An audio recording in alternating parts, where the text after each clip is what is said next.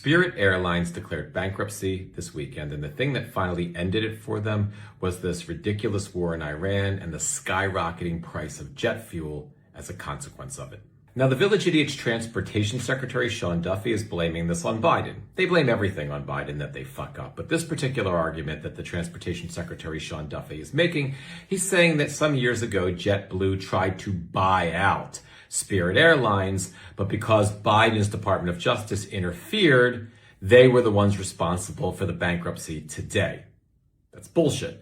Watch this video of the CEO back in 2022 of Spirit Airlines. Voted unanimously to reject the $30 an offer tender offer, $30 a share tender offer from JetBlue. Is the primary issue still that you don't believe this deal would go through if you approved it?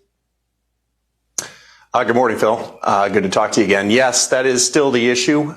We believe there to be a significant regulatory hurdle here.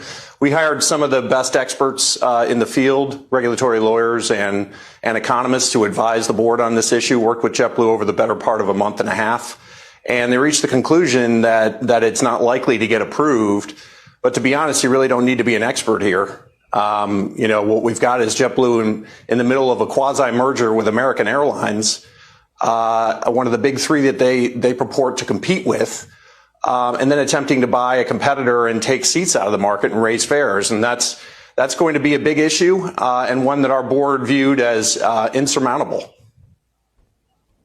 Ted, in announcing this, you guys said, and I find this quote very interesting, during the extensive discussions held between Spirit and JetBlue, JetBlue itself admitted that a lawsuit from the DOJ seeking to block the merger was a 100% certainty. Let's be clear. Are you basically saying that JetBlue said to you guys, look, we know we're not going to get this thing through without having to go to court? Yeah, that's what they told us, which is we agree with, by the way.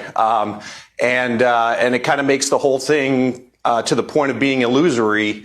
It gets to that greater point. And it really does call into question what the motive here is. And it gets to the deal that we have on hand, which is a very attractive merger agreement with Frontier that's going to create a viable competitor in the space. It's going to deliver tremendous value to our shareholders. And I think they're looking to create a lot of dust and distraction in the market in an attempt to confuse our shareholders. And while they put a number out there that may be interesting for people to look at, this is not a lottery. We don't treat our shareholders' money like it's a lottery. And so we're advising them to approve the Frontier merger so we can create this ULCC that will deliver tremendous value to the market.